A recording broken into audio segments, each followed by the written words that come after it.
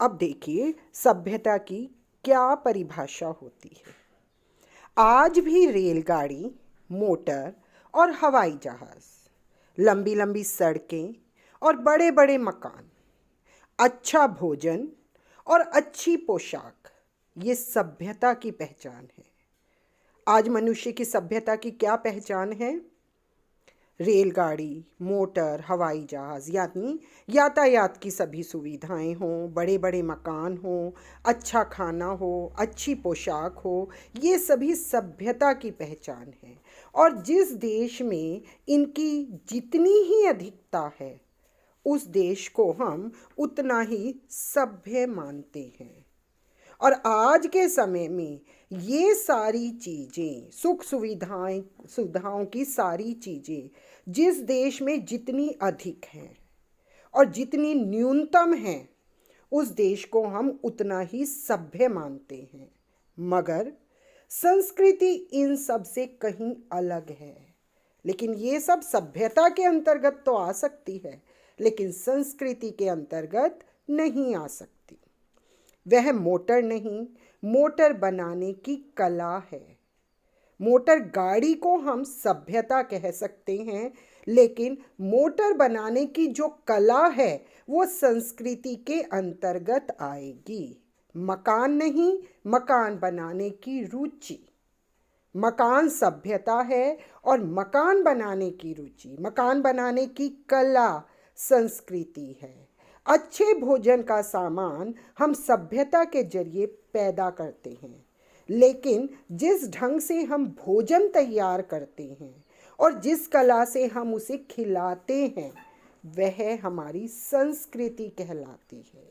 अनाज उपजाना, अन्न पैदा करना, ये सभ्यता है। लेकिन हम उस अनाज को भोजन के रूप में किस प्रकार प्रयोग कर रहे हैं, उस भोजन को किस ढंग से बना रहे हैं और कितने प्यार से, कितनी कला से, कितने ढंग से हम उस भोजन को दूसरे को खिला रहे हैं, यह हमारी संस्कृति है। प्रत्येक सभ्य आदमी सुसंस्कृत भी हो, ऐसा नहीं कहा जा सकता।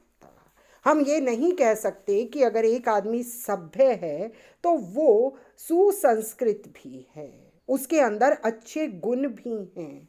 क्योंकि अच्छी से अच्छी पोशाक पहनने वाला आदमी भी तबीयत से नंगा हो सकता है, कि जिसने अच्छी से अच्छी पोशाक पहन रखी है, अच्छे अच्छे कपड़े पहन रखे हैं, लेकिन उसका व्यवहार अच्छा नहीं है, तो वह सुसंस्कृत नहीं होगा।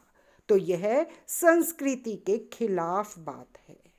संस्कृति धन नहीं, गुण है। सभ्यता के अंतर्गत धन आता है, सुख सुविधाएं आती हैं, लेकिन संस्कृति के अंतर्गत गुण आता है, धन नहीं आता। संस्कृति ठाट बाट नहीं है, विनय और विनम्रता है।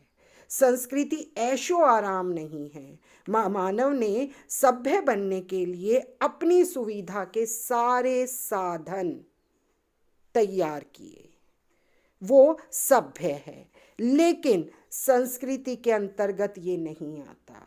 संस्कृति के अंतर्गत आता है विनय और विनम्रता, सुशील होना, अच्छे गुणों का होना। ये हमारी सभ्यता के अंतर्गत नहीं आएगा, ये हमारी संस्कृति के अंतर्गत आएगा। अतः ठाट बाट, ऐशो आराम, सारी सुख सुविधाएं मनुष्य को सभ्य बनाती हैं, लेकिन अच्छे गुण, आंतरिक उन्नति मनुष्य को सुसंस्कृत बनाती है।